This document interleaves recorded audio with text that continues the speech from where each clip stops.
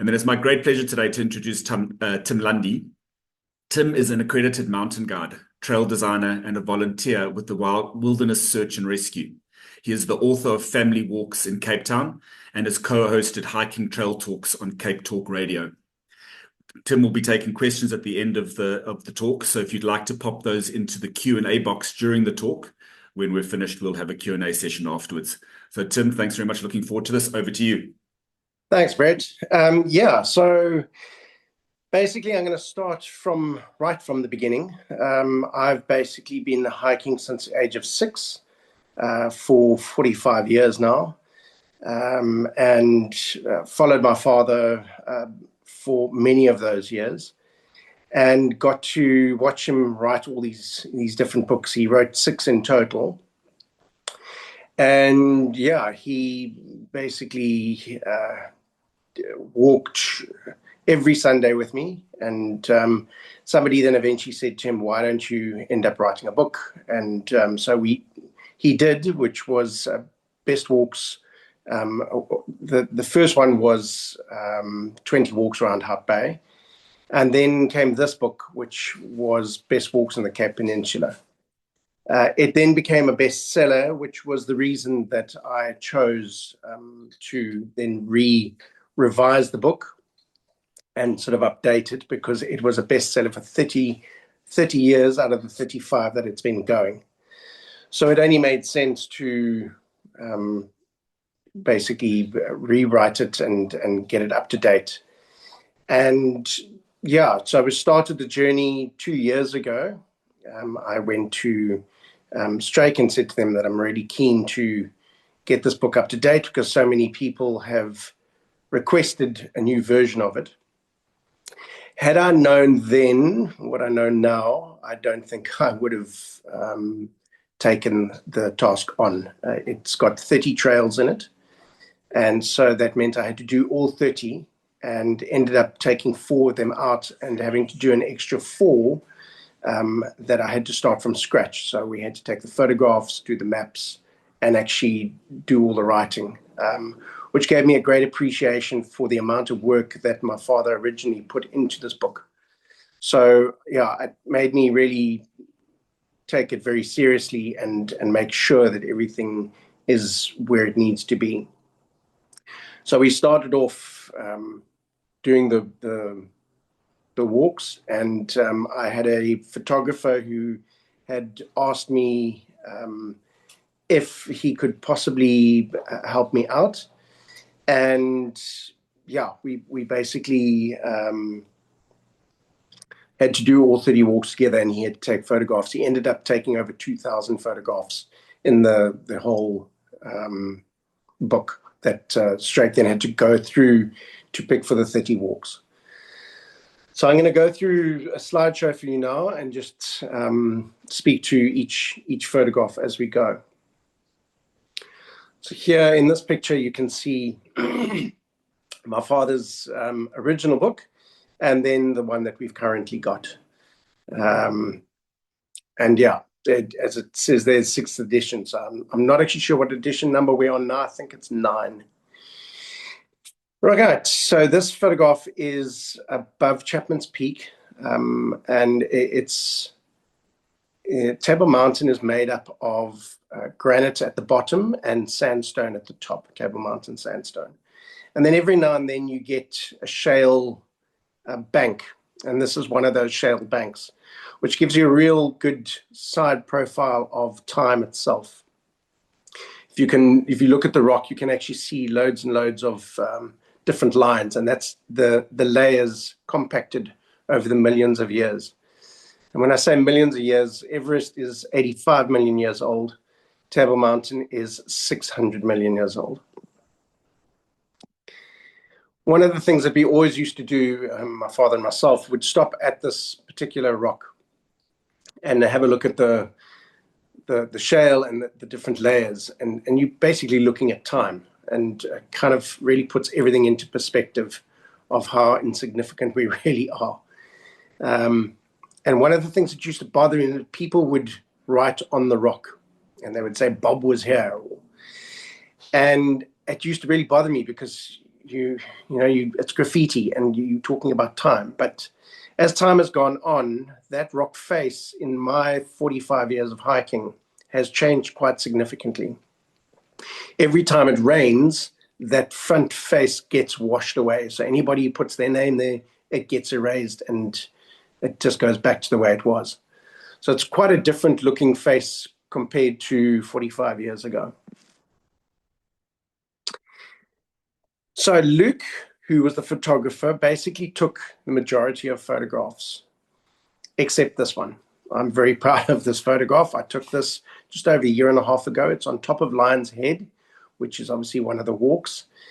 And I had to get up at 3 o'clock in the morning to take these 6 ladies that you see in front of you, who were from the Netherlands. They wanted to go up and watch the sunrise, which I think at the time was about 5:15 in the morning. So we had to get up as early as possible and hike most of it up in the dark in order to capture this image.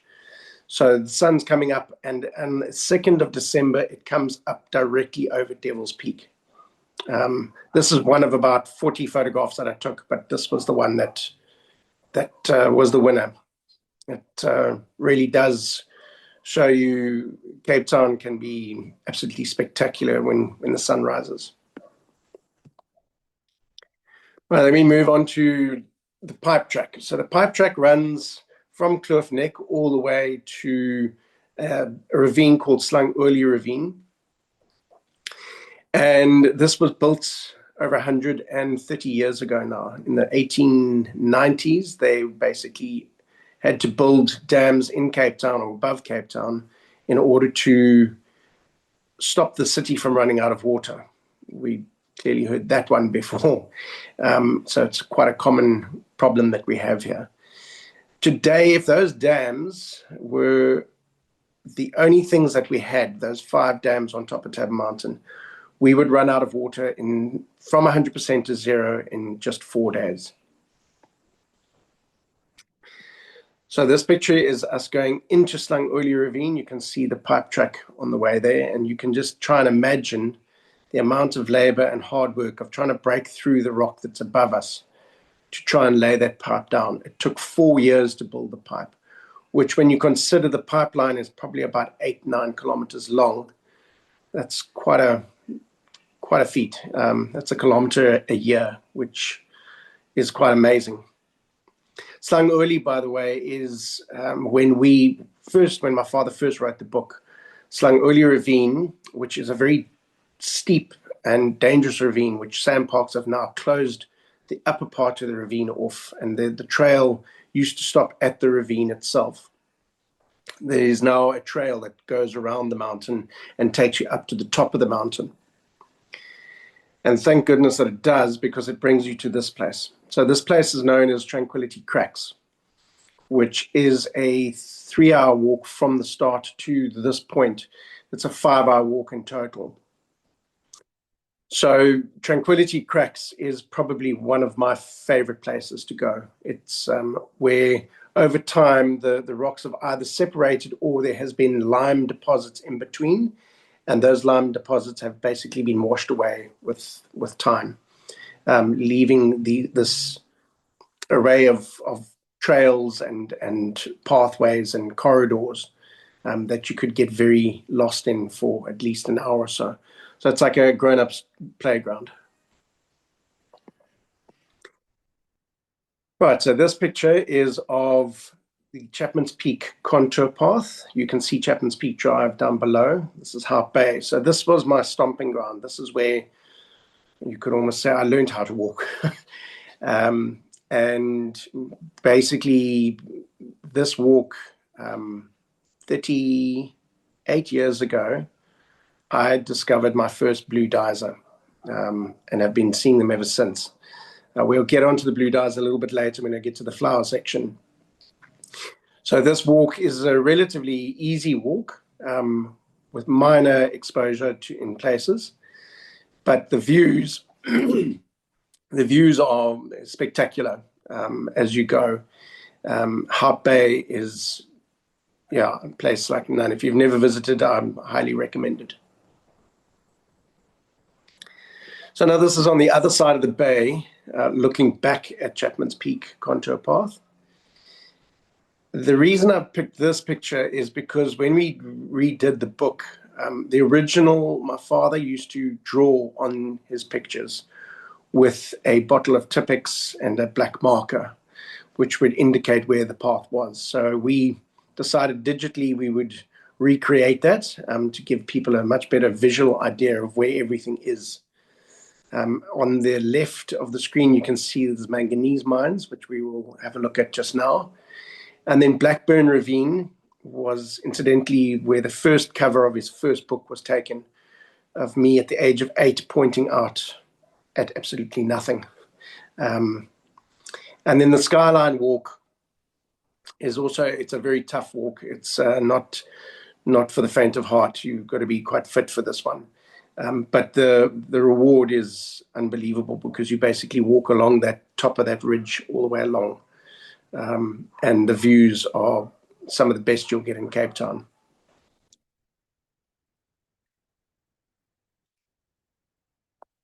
Okay, so you can see the front cover of the book there, and basically one of the things that we've changed is the whole look of the book. We've kind of kept the same things, so like each walk will have its location, the duration of the walk, and then your difficulty. So we'll get into the Lundy grading system after this. Then all the maps had to be redone. And a great idea that came up, I can't remember who it was, basically said, why don't we do a QR code? And you guys can do that right now if you would like. You can scan the QR code and it'll take you straight to the beginning of this walk that you see on the screen right now. So you basically, it takes the guesswork of how to get there. Nowadays we have Google Earth or Google Maps, whereas back 35 years ago, we didn't have any such thing. So we've still left my father's description of how to get there, but I promise you this QR code, it would make life so much easier, especially if you are new to Cape Town and you want to start the hike. You basically click on that and it'll take you straight to the beginning of the trail. You can see on the trail in the pictures here as well, you can see the contours and the detail with that we went to in the map. I found was very important. That when you're reading a map, if you can't see certain landmarks, or you can see them but you can't see them on the map, you can tend to get lost quite quickly. Right, so the Lundy grading system. My father basically kept on being asked when he was writing his books, how easy is the walk? And I've always said that the term easy is a very relative term. Very relative term to what you are actually taking on. So he basically broke it down to, it's an easy stroll, tiring, strenuous, exhausting, only for the very fit. So that's your first sort of how strenuous is this walk going to be. And then the next one, which is more common than you think, is the exposure to heights. A lot of people actually have different variations of fear of heights. And in Cape Town, we've got anything from walking on the beach to hanging off the edge of a cliff that is 200 meters high. So it was very important that he explained to people and make it very clear about what to expect doing this walk. So it's no good saying to somebody, it's a 2-hour walk. So if you can handle a 2-hour walk, it's fine. It all depends on what you're going to be doing those 2 hours. If you're going to be hanging off the side of a cliff, it's going to be a very long 2 hours. If it's walking along the beach, it's going to be a very easy 2 hours. So then your A would be no exposure to heights. So your beach walks and stuff like that would be in that category. And then some mild rock scrambling. Now, I had a chap that I took on what I would classify as a C. And I said to him, there is exposure and there's some scrambling. Now, he was an American guy, and clearly the word scrambling, he thought was just losing your footing, I think. Not actually using all fours and having to climb vertical. And when I say vertical, you're not talking about cliffs, you're talking about just clambering over rocks. But you're having to pay a bit more attention than just walking on a straight path. Then your C is a moderate exposure. Those with a serious fear of heights should not attempt this walk. There are loads of these walks, and some of them were, or at least one of them was in this category, which was actually category D, and I decided to take it out. 35 years ago, there weren't as many people walking on the mountains as there are today. And so we have a lot of people that are inexperienced walking on our mountains and end up having to be rescued. And I'll get to the rescue side of things a little bit later. So that's the Lundy grading system. So this is typically what you will see at the beginning of each walk. You'll have your QR code that you can click on, and it'll take you straight to the beginning of that walk. It'll tell you how long it's going to take from wherever you are to wherever the beginning of the walk is. So then your time of the walk is kind of important, but not that important, not as important as how strenuous the walk is going to be. Water availability is major key. Again, in rescue, we find far too many people that don't take this seriously. They go for a stroll or a walk for an hour and 45 minutes and don't take a drop of water. Huge mistake. Always take water with you wherever you go. I think the number one thing, even if you didn't have any shoes on your feet, just have water. It will save your life. And then these days, the no dogs seems to be a theme that is more and more of an issue. There seems to be less and less dogs on the trails, but more and more people on the trails. And then you got your grading there, which is 1A. So very straightforward, easy walk, nothing too strenuous at all, nothing that is going to challenge you too much.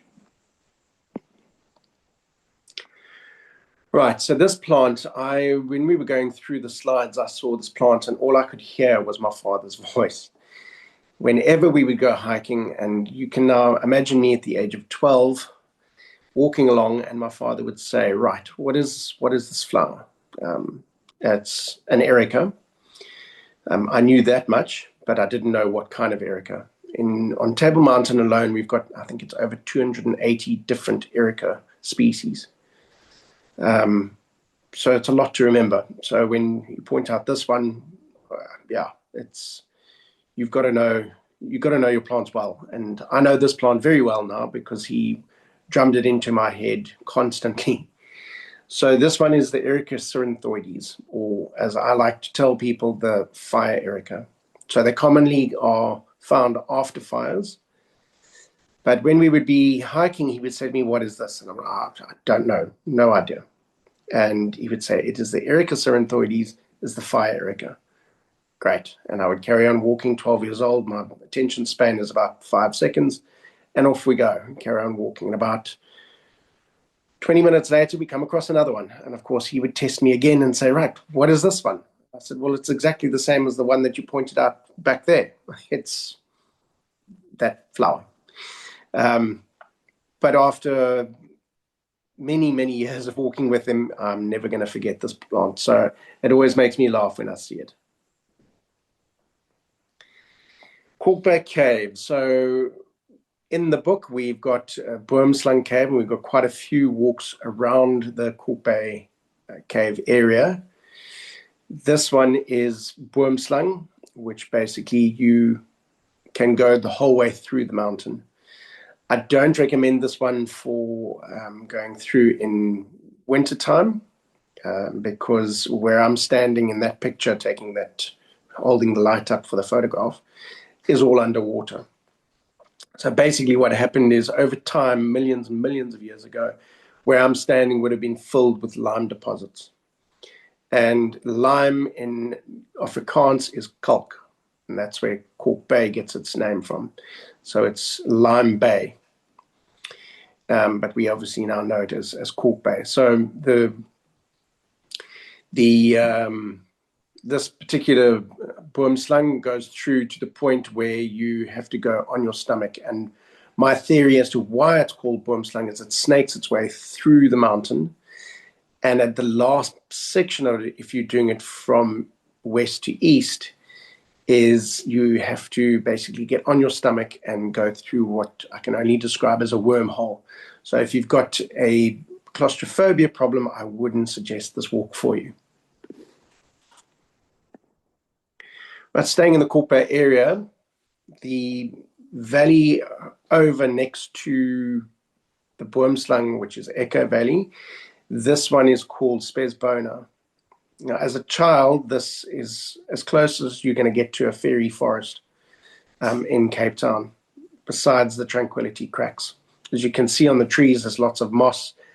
This place never sees much light at all. On this particular day when we were taking this photograph, about 20 meters after this, I tried to cross over this boardwalk.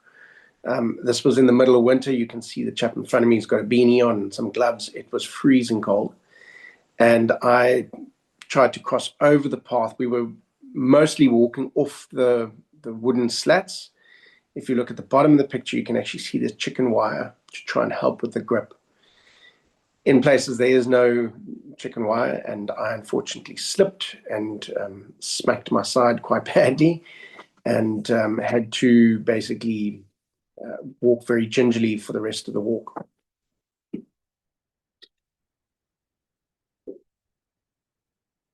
So this picture in the background, you can see Muizenberg Beach, and a bit of False Bay.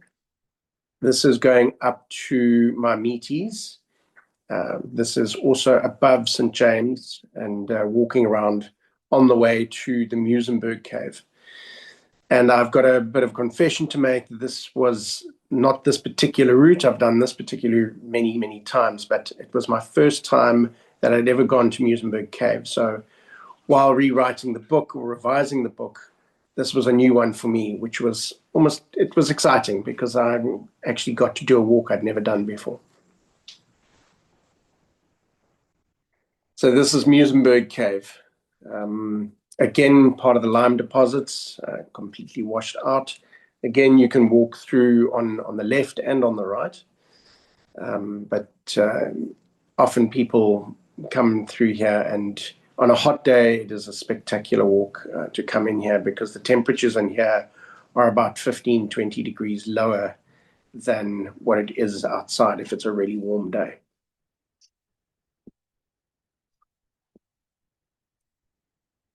Right, and then this is again Bailey's Kloof, which is also on that same route and looking over Muizenberg itself and all the way along the False Bay coastline towards towards Stellenbosch in the background and the Hottentot Holland Mountains in the background.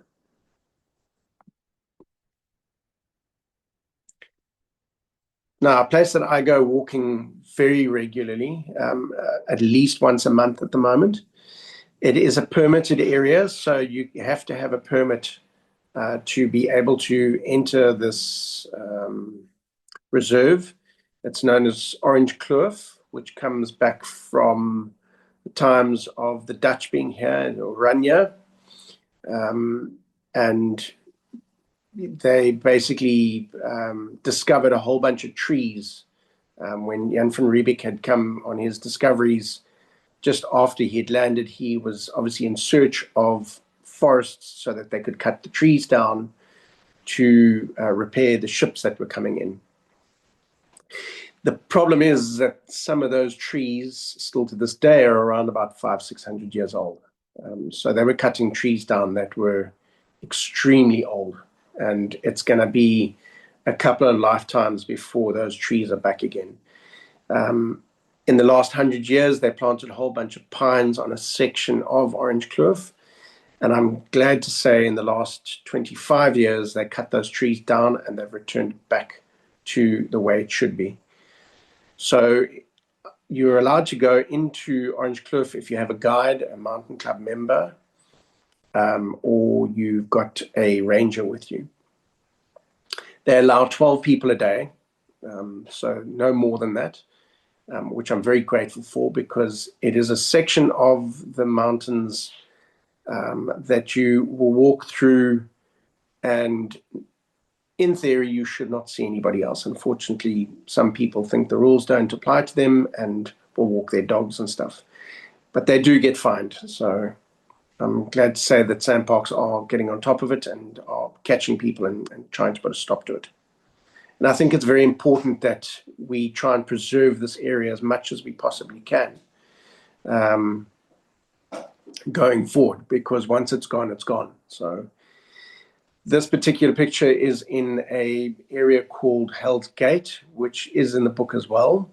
And you can only really do this in summertime when the river is really low. This is the Dyser River that we're standing over. This would have been late summer. I was there 2 weeks ago, and all of this was underwater. They had released the water from the dams above, which I told you about a little bit earlier. They do that annually. They empty the dams to check the dams, because the dams now are 130 years old. They still use the dams, and they still use the tunnels to transport the water along the pipeline. But it accounts for about 4% of Cape Town's water now.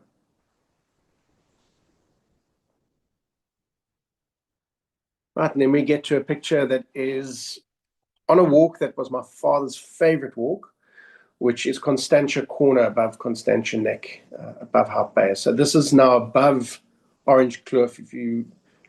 If you had to look to the left of where these guys are, you would be looking down into Orange Kloof itself. So this is on top of the mountain, which is known as the back table.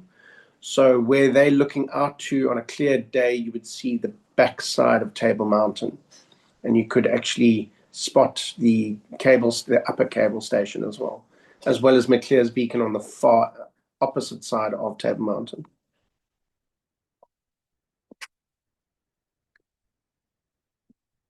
Right, so the contour path, Constantia Neck to Kirstenbosch. This is a walk I do regularly. I often encourage people who want to come to Cape Town, they want to try out walking in Cape Town, but they're not particularly great walkers, and they want to climb Table Mountain. They want to get to the top of Table Mountain. And I discourage them to rather try doing the contour path between Constantia Neck and Kirstenbosch Gardens. It has a happy ending as well in Kirstenbosch Gardens, where you can get to walk around the gardens and then walk out the entrance as well. The only thing with this one is that you would have to park a car at each end, because you either that, or these days we can take Uber. And a great family walk as well. So here, this is the remaining part of the forest that we have in Cape Town. SANParks have taken the decision now to completely eradicate all pine trees. The reason for this is pine trees will grow pretty much anywhere in the world, and they are incredibly invasive. Whenever you've walked into a pine forest, you'll see that you've got that sort of carpet of pine needles. And I agree, it is very peaceful and tranquil to walk in a pine forest, but nothing grows on the bottom. And the reason they've taken that decision is that the fynbos that we have in the Cape, and especially Table Mountain, is a lot of it is endemic to this area. And when you put pine trees in, it stops that growth from happening underneath. They just don't get any sun, they don't get any water. The seed will stay there, and some can last up to 100 years. So the idea is cut the trees down, replant them somewhere else where it is not an issue, because we need paper, we need pulp, and we need timber. And there are other parts of South Africa that they can grow this, and it doesn't affect the environment nearly as much as it would around Table Mountain and the Peninsula. So these, I think, in the next 20, 30 years, you'll be very challenged to try and actually find a pine forest in Cape Town. I know there's one at the bottom of Takai Forest, which they're kind of keeping as a recreational forest. They've kind of given up the purpose of it actually being a working forest.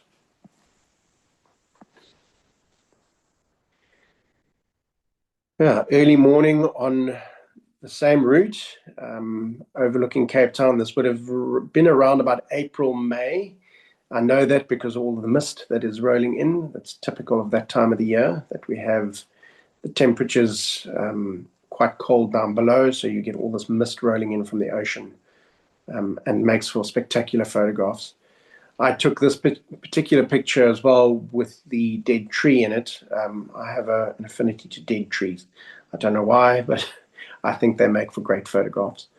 This particular tree is about a 50-foot blue gum tree, which again is alien, and the trees that you see below it are all blue gums. So besides the pines that are being cut down on our trails, the blue gums are also being eradicated, because they do exactly the same thing. They poison the soil, they block out the light, and they stop our fynbos from growing.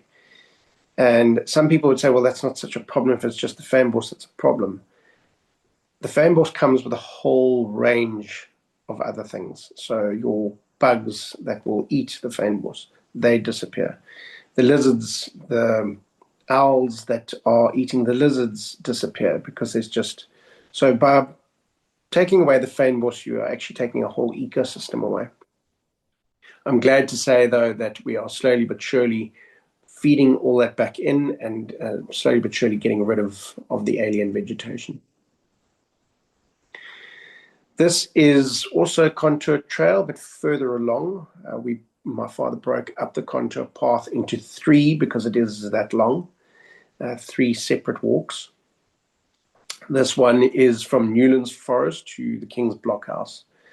And again, that time of the year when you've got all your mist coming through, and it just made a spectacular picture for my Facebook group, as well as the book itself. Question I get asked often is, how much wildlife is out there? And unfortunately, Cape Town being, or Table Mountain being in a city, and a city growing around it, those numbers have reduced drastically. We don't have that much wildlife, unfortunately, left on the mountain, due to the fact that at night, a lot of that wildlife comes off the mountain to come and find new grazing areas, only to be hit by a car at 2 o'clock in the morning coming around on one of the coastal roads. I am glad to say, though, that the wildlife is definitely, the efforts that conservation have made, the efforts are definitely starting to pay off. We're starting to see a lot of African eagle owls in the forests, and actually now in the city as well. In the parks, we've got a lot of wildlife that is now coming back. And they're encouraging that they now understand that with that comes everything else. So you need to preserve and look after these things. And we were standing, taking photographs on the contour path. And for some reason, somebody looked up, and right above his head was this baby owl just sitting there. So yeah, it was a very special moment that we get to see this wildlife in the mountains. Right, snakes. So snakes is one of those things that you either love them or you hate them, or dislike them. I kind of sit in the middle somewhere, where I have a very healthy respect for snakes. I was taught by my father about snakes from a very early age. They are a reality. If there is wildlife, this is the kind of wildlife that you will see on Table Mountain. But it's rare as well. So if you do get to see a snake on the mountain, I always say that you're quite lucky to actually see them, because 9 times out of 10, when you do see a snake, it's the tail of the snake, and they are trying to get away from you. Especially this particular snake, which is the boomslang.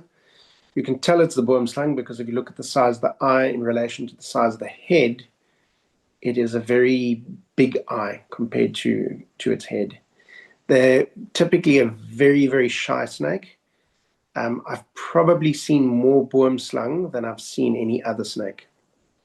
And out of that, probably 80% of the time, I'm seeing the back end of it. And they are normally quite long. They're normally over a meter long. Um, Not the kind of snake that you want to engage with. They don't want to engage with you. So I just let them go on their way and take photographs.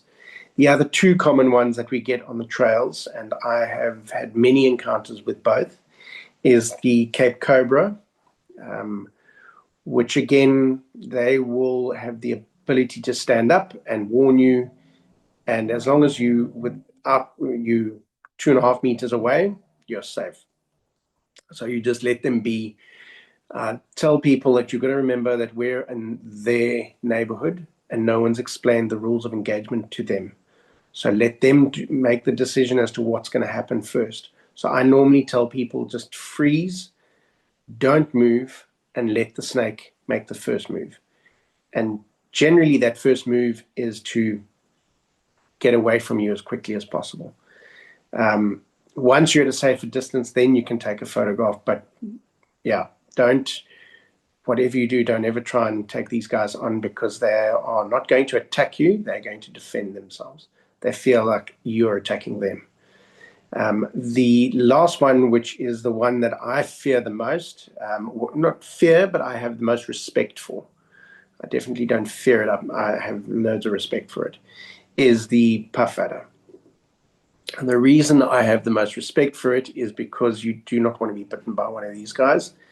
And they're given the label of being lazy, but they're not lazy. They just like the sun, and they basically also will lie in the path in the sun, and they will stay in the path and use their camouflage to try and hopefully not be spotted, which is often the case. And then, of course, their warning is the sound of the puff, which comes from their throat, that they give a puff, which I have on many occasions had that warning, and then immediately I freeze, and within about 30 seconds, they will then stand down and move off.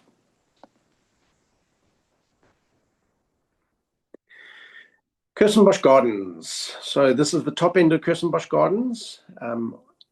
Just to the right of the screen, you'll see a ravine, which is known as Skeleton Gorge.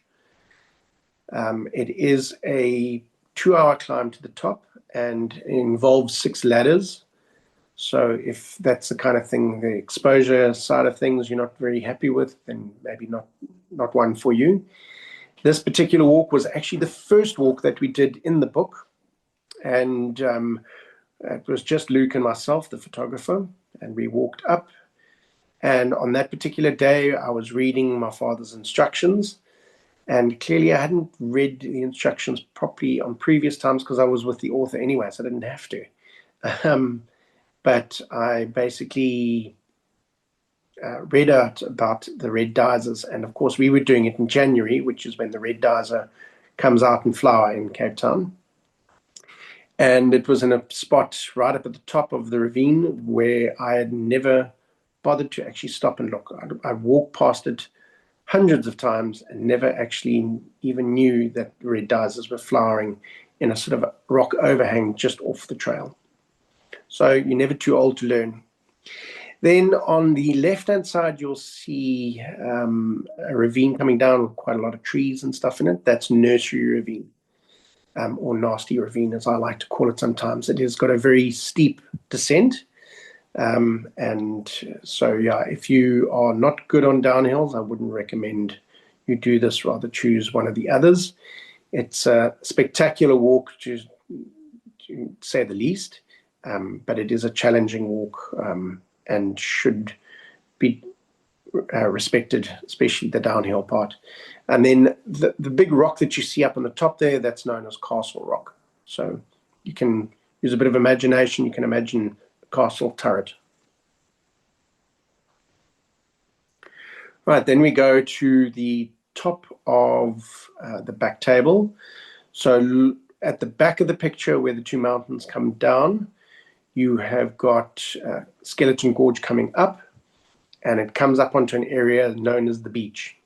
And so many people keep on asking the question, how did they get the beach sand up? Well, they didn't. It's literally sandstone in its finest form. When they put the water in, it basically bleached the the sand to take all the minerals and everything out. So that's why you get that white sand effect. All the minerals have been stripped. Okay, this is one of the maps, and they're the dams. So the one up at the top of the page is Healy Hutchinson, which is the previous picture. And when they were building the two dams, they started with Woodhead and then moved on to Healy Hutchinson. And very quickly, you can see Victoria Reservoir to the right of that. They built those, they had to carry on building more dams because they realized after they had built Woodhead, it wasn't going to be enough water for the city. They were going to run into water shortages sooner than later.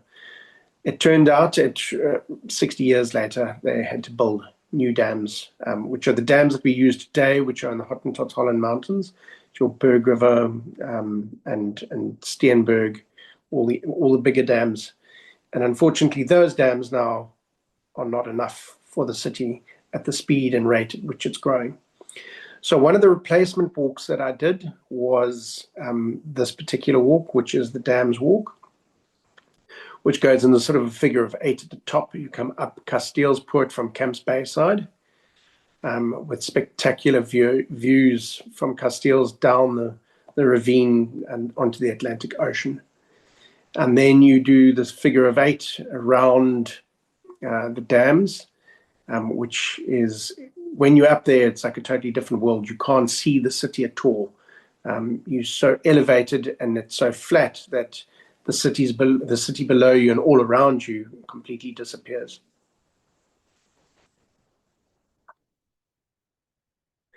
Right, the manganese mines, a lovely walk, and probably one of the first walks I ever did. This is back in Hout Bay, just off Chapman's Peak. You can see in the background there, you can see Chapman's Peak Drive. Right in the back, you can see a peak. That's Chapman's Peak itself. And there's a lovely walk that goes to that peak. This particular one, there was a pine forest here, started at the turn of the century, which after about 20 years burnt down, partially burnt down, and about 8 years later, another fire came through and burnt it down again. So they eventually abandoned the idea of trying to grow pines. It just wasn't viable anymore. But before that, they had a mine in 1909. The land was bought and they had discovered manganese. And by 1911, they closed the mine because the quality of the ore actually turned out not to be that great. And trying to get it off the mountain and down to the ocean onto a ship to send back to the UK was just far too expensive. So as a result, when you go to the manganese mines, the ore is actually still there. I did a great experiment with my daughter once when she was about 6, took her up to the manganese ore, told her that she could pick any piece she wanted. And of course, she went for the biggest piece. And I said, there's on one condition, that you carry it back down the mountain. So that was promptly put down on the ground about 3 meters later, and a tiny little piece was picked up and taken. And we then took it home and crushed it in the vise, and I told her to go and get a Tupperware box and a magnet. And then you draw the magnet underneath the Tupperware box with the manganese inside the Tupperware, and it literally draws all the manganese away from the rock itself, which when you're 6 or 7 years old will blow your mind. So this is known as shaft number 3, and you can still see the wooden stays higher up. And as a child, I could never understand, how did they get all the way up there? Well, the simple answer is they started at the top and worked their way down. It'd be much easier. So that's what they did. And there is a whole bunch of veins that when you go into Google Earth, you can actually see the veins running through where they've dug the mines. There were 12 mines in total. Right, so here's the manganese that you can actually see, a very dark, heavy rock full of iron. The one in the bottom far left-hand corner, you can actually see sort of the iron rust in the rock itself. And those are the ones that you want. Then you know that you've got the iron in there, or the manganese, sorry, not the iron. Manganese is added to iron to do whatever process they do, but it's it's been a mine that's never going to produce enough money. And it only lasted 2 years. Okay, here we have the whole of False Bay. This is a really nice little walk of 2 hours up and down. It's known as Elsie's Peak, above Fishhook, and you've got Clearvalley on the other side to the right. So this is looking out at the Hottentot Holland Mountains and across the whole of False Bay.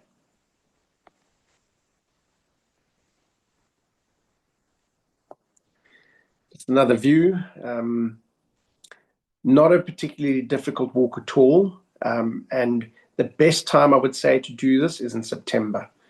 If you go and walk this in September, the flowers along the way are spectacular. Right, and then we switch all the way around to the other side of the peninsula that's overlooking Cape Town City, the CBD below. This is a walk from the King's Blockhouse on Devil's Peak all the way along the contour path to to Kloof Corner above Camps Bay. Again, another walk I would do in wintertime because there are lots of waterfalls along the way. So there we've got the iconic Tab Mountain, Devil's Peak. To the left, you've got, to the right, you've got all the 12 Apostles. Kloof Corner, if you can see the band of rock at the bottom, how it just abruptly finishes and then it green slopes all the way down.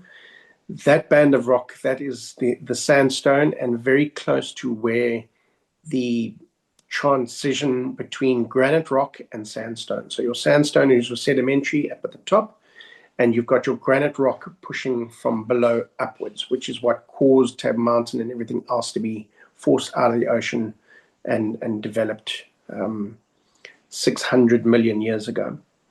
They say the Tab Mountain is breaking down all the time and being shaped all the time, and they reckon it'll be another 2 billion years before that's all gone. So I think we're okay for now. I think we shouldn't have to worry about anything.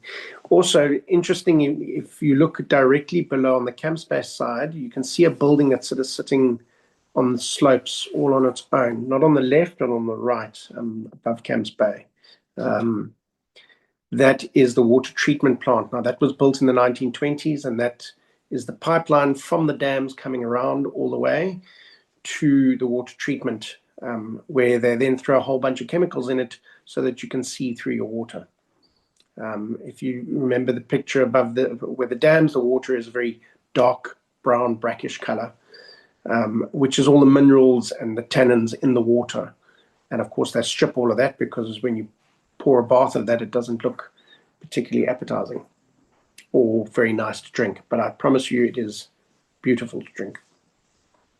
Right, so now you can imagine you are on the Kloof Corner side. You're heading towards Kloof Corner. You've got the cableway that you're going to be walking under and walking towards Kloof Corner, and you're looking back now at Lion's Head. The previous picture was of the top of Lion's Head looking back at Table Mountain.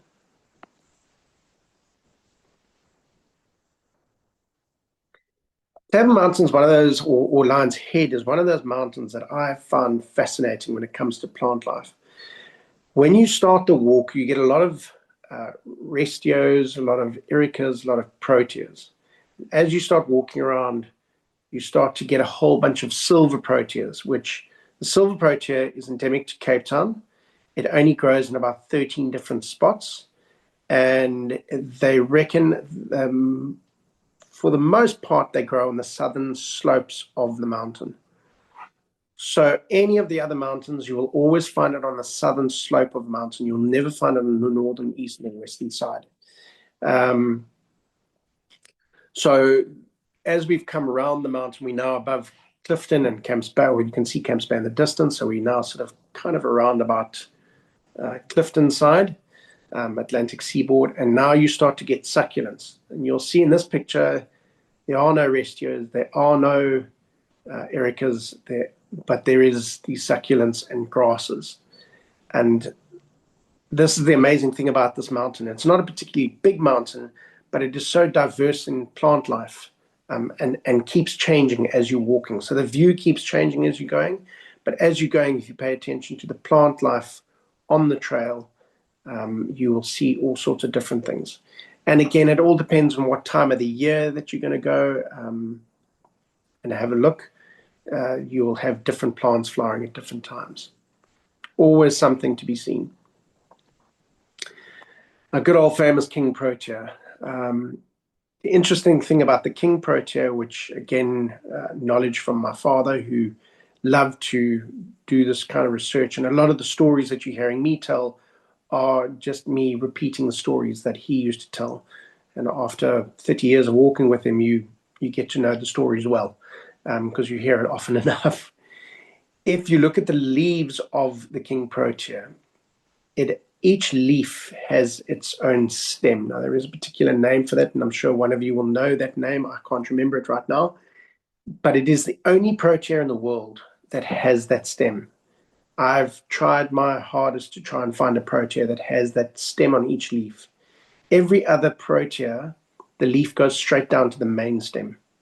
So there is no sort of stem on the leaf itself. There is a term for it, and I have no idea what it is. The other amazing thing about the king protea is that the king protea basically, depending on where you are in the peninsula, depends on when it flowers. So they don't all flower at exactly the same time.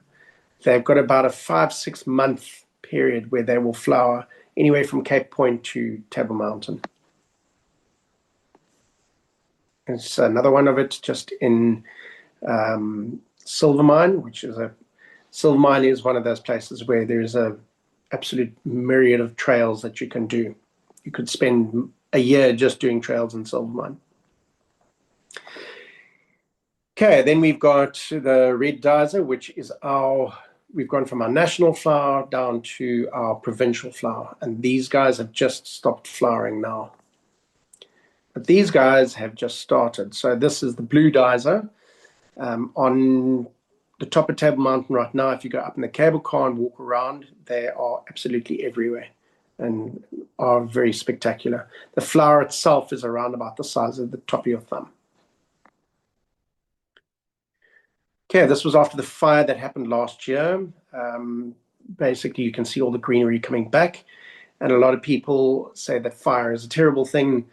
It is, because humans are involved, but it is part of the process for fynbos to grow. So this just made for a spectacular photograph where you can see the old life has been taken, but all the new life has started below. This particular flower is known as the flames. I found this last year in September, and the flames, it's a type of lily. It flowers after a fire, but it only flowers, and they've only ever been able to find it in Silvermine and in Cape Point. And so this one, it flowers for a week or so, and then it's gone. And it will only come after a fire. So we had the fire in April, and so September it was going to flower. But you can see how the land around it is all scorched. Okay, the barbworm, another protea. When the flower is developing, I think it is very beautiful. I think when it's in full flower, not my favorite, but it is an amazing plant. The way it got its name is the voortrekkers went up through the Cederberg, where these things grow as large trees. And it was a way that they could repair their wagons that were being absolutely smashed to pieces by the Cederberg itself. Another section that we put in the book is birds to look out for. It's a small little section of bird life that you can find. I've got to confess, I'm not particularly huge on birds because being red-green colorblind, they are incredibly difficult to spot. And the different colors that we have on these birds, I tend to battle to see. So it's not because I don't like birds, it's because I just battle to see them.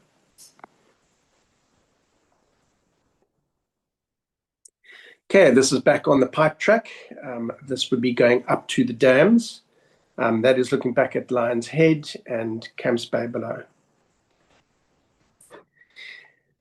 Right, we have got Camps Bay. We're going up Casteelspoort. This is a rock called Breakfast Rock. Okay, we've got Healy Hutchinson Dam here. You can see people in the background there below the dam. This is when the dam was actually emptied out.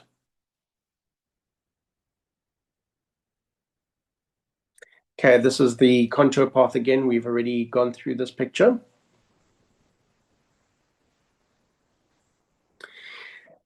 And this is the route that you can take. This is the contour path itself. And I think the people at Straight did a phenomenal job of redesigning all the maps and bringing them into color, as well as bringing all the pictures into color and just freshening up the book so that it really does give a whole new look to it. In manganese mines, Chapman's Peak. And there's Chapman's Peak itself, heading up to Chapman's Peak. So Chapman's Peak Drive is below us on our right.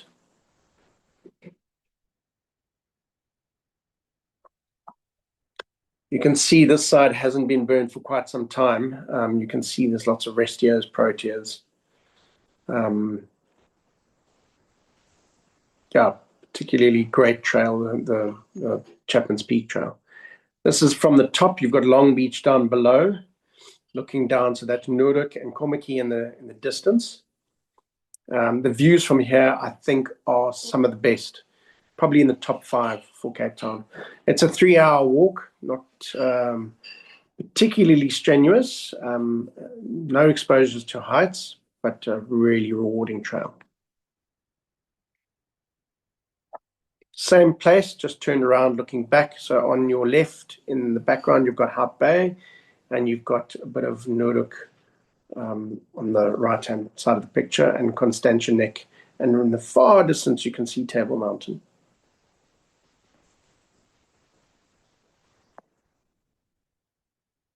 All right, one of the family walks, which is a great walk for everybody. And one that you could do without boots. You could do it barefoot if you really wanted to, is the Long Beach, the walk to a shipwreck called the Kakapo.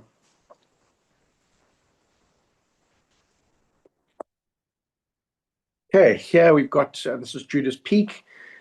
Relatively strenuous walk, but with very rewarding views, especially on a good day. This one we took, the weather couldn't have been any better if we'd tried.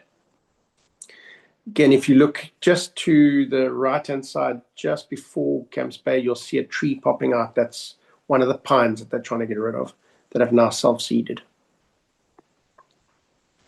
Okay, this is a typical layout of pages of your map, as well as the sort of front page of it. As you can see in this, this is the Devil's Circular Walk, which is one of the new walks that I put in. It is 6 hours, so it's a decent walk, and the one section that is really, really steep and climbing is the Newlands Ravine. Okay, we've got Devil's Peak there. This is taken from Table Mountain. So basically you would go around the base of that. Where the neck is between Table Mountain and Devil's Peak, that is where you come over and come down and then continue around. Another walk that I thought I'd never done, but it was because my father had named it what its original name was, and I just didn't recognize it. I had done the walk before. So this is known as the Farmer's Cliffs. In the distance, you can see Cape Point. So this, you've got to get into Cape Point, pay your entry fee into Cape Point, and then you do this walk. You've got to basically park a car at the end, and then drive back to the beginning and start the walk. Right, then I just want to talk to you a little bit about mountain safety, because one of the things that I do now is I'm part of mountain search and rescue. This particular picture is of Platteklip. We got taken, we had a chap who was exhausted. He couldn't go any further. He'd bitten off way more than he could chew, and he didn't know how to drop a pin on WhatsApp. So we said, we'll take a photograph and we'll figure it out. And this is what he sent us. Now, we know that it's platter clip because you can see how it narrows to the top. I can also see the two cliffs on either side, so I knew that he wasn't, if you can say, kind of in Table Mountain. He was in front of the face. So the face, or he just passed the face, so he was in that area. And then I looked at the two rocks that you see in the picture. And I then asked them to take another picture, and there he is there, and you can see another rock behind him. It took me all of 3 minutes to discover that's where he was. You can see the two rocks I've circled. There's the other rock on the right-hand side. And I basically then dropped the pin of exactly where he was. And I think I struck it lucky, but it also, when you've been hiking for 45 years, you kind of get to know where everything is, what plant life and all of that kind of stuff. So it helps knowing all this information.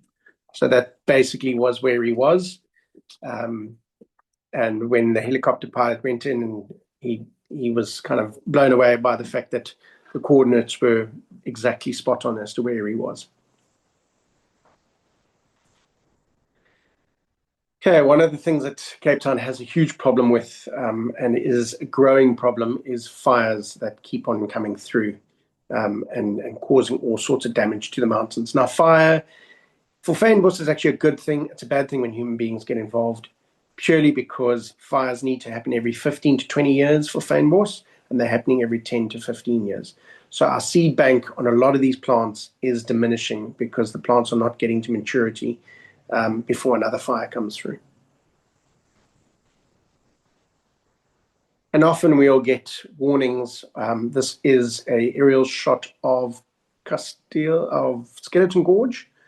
And you can see the dams at the back there. You can see the beach. And then there's no entry signs. They basically had closed this off because of that fire that you saw had come through and was threatening the whole area. So they closed it off for very good reason. But of course, some people just don't want to listen. And then security in the mountains, another thing that keeps on being asked. I'm happy to say that for the majority of the walks on Table Mountain, it is perfectly safe. There are a couple of hotspot areas, though. Signal Hill is one of those areas below Lion's Head. The city have now stepped in and are doing everything they can because South African police are not doing enough, and sandparks are not able to do enough because their manpower is not big enough. So the city have now stepped in, and during season when it gets really busy, they then get patrols going out onto the trails where we've got hotspots. And then they have people stationed as well. And that visibility alone makes an enormous difference for the security on the mountains. And these guys are being arrested and they are being captured. But it's an ongoing battle. But for the majority of it, I would say all these trails are perfectly safe to do from that aspect. And then rescue, yeah, you can see in this picture, this was one of the rescues we did in the Jonkershoek Mountains above Stellenbosch. This was a particular kid who of 19 had gone missing, and he actually ended up self-rescuing himself. But we got sent into some very terrible conditions.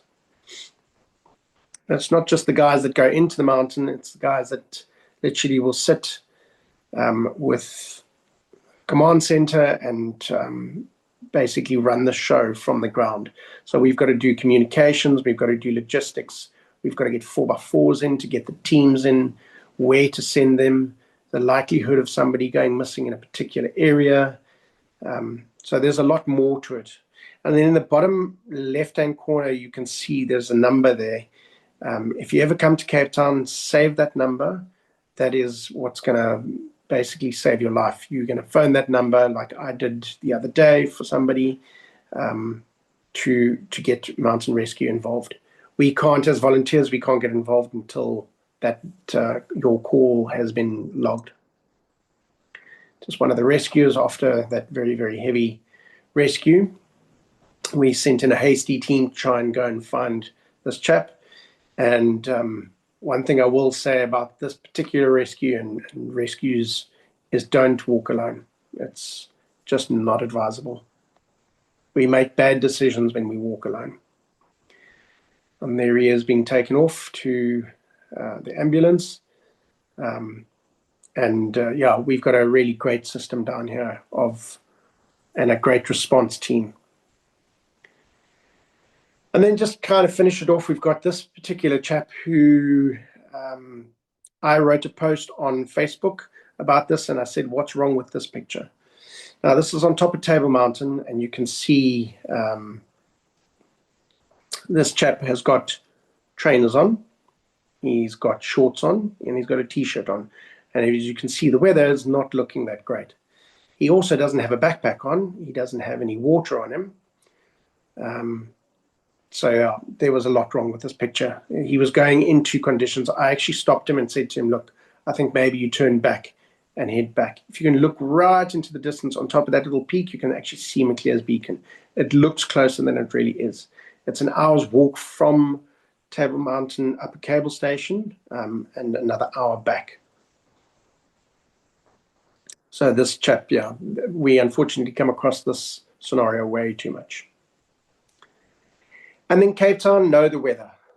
Really understand the weather and make sure that if you're going to be going out, that the weather is going to be conducive. Too often we have people going out on these trails and the weather can turn in 5 minutes on top of Table Mountain. It can really, really turn fast and people get caught out very quickly. Visibility goes down to about 5 meters. This is a chap that I had to coax across this ledge. I had warned him that there was exposure to heights and that we were scrambling. He basically said he was fine until he got to this point, and then he wasn't fine. So kind of know what you're going into. This is him taking a photograph of me going on that exact same, in the same position. You can see that the yellow line is where the trail actually goes. So it's not a very long section, but there's no room for mistakes. This is further up it. You can see the level of angle of climb is exhausting. So it's not a very long walk, but it's a very difficult walk. And then here we've got a photograph of myself and my father on the Otter Trail. This was taken in 1987.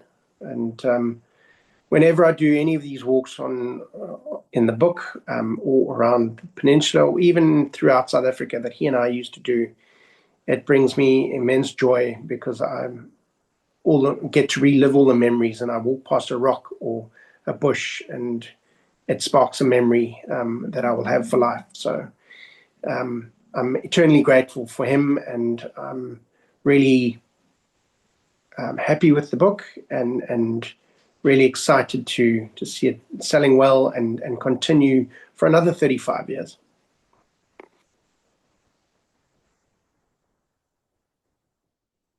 Okay, so there's the special offer and there's the book. Thank you, Tim. And thank you to everybody for staying with us. I know that was a little bit longer than we normally do, but I think it was well worth it. Thank you so much for sharing all of those fantastic pictures. And I cannot wait to get this new book. I think to have those extra ones that you've added in sounds exciting. And to know that we've got so much sort of literally on our doorstep is fantastic. We will keep the questions short just because I say, because we have run a little bit longer than normal. Tim, I wanted to ask, just while we wait for some questions to come in, how long did it take you to do all of the 30 walks, and sort of which is the most challenging, which has got the highest grading? So the one that had the most grading, I actually took out of the book. I just felt it was too risky, and I rather not have people do it. 35 years ago, different story, but now there are a lot more people on the mountain. So, but now the one that's probably the most challenging is the Devil's Peak circular. And sorry, your first question again? How long did you take to do all the? Oh yes, yeah. So the walks themselves, there were 30 of them. It took me just over a year to do. And we could have done it a lot shorter, but the problem is the the weather doesn't play nicely with the camera. Sure. So you need to walk on really good days to get the good photographs. So that was difficult trying to time that kind of thing. Amazing. Okay, so we've got some comments here. Somebody did ask, they've never heard the sound of the puff adder. Can you make it, please? Yeah, well, it just goes. It's a very silent sort of noise, but it is a very distinctive noise. So when you hear it and you're out in the bush, like I have, Mm, it's you're in trouble. So then you just correct. freeze, and Mm, because it's warning you, get any close and I'm going to strike. that's it. Ronnie's asked, yeah, the walk where the man had to be coaxed. Which one was that? So that was not in the book. That was Agatha's Gully, which is it's got quite a few challenging little parts. Um, and I wouldn't write about that one. I'd rather, keep it simple and light. I don't want to do the sort of heavier, more technical stuff. Amazing. And then just some comments, to people saying thank you so much for amazing talk. Glad it went over, inspiring. Yeah, Cool. I can only echo that, and thank you to Strake for making it possible. Thank you, Belinda, behind the scenes. Tim, I hope maybe we can have you back on again and mine some of your knowledge and passion for our mountains and walking. Sure. I hope it's inspired others to go out wherever they find themselves and as you say, start with the just the walking and expand your horizons and get out there into our wonderful nature. Thank you, Marissa. Thank you so much for sharing your time with us. Thank you, everybody, for joining us. We'll see you all in a month's time for our next Wednesday talk. Thanks so much. Thanks, Tim. Keep well. Cheers. Thank you. Bye bye.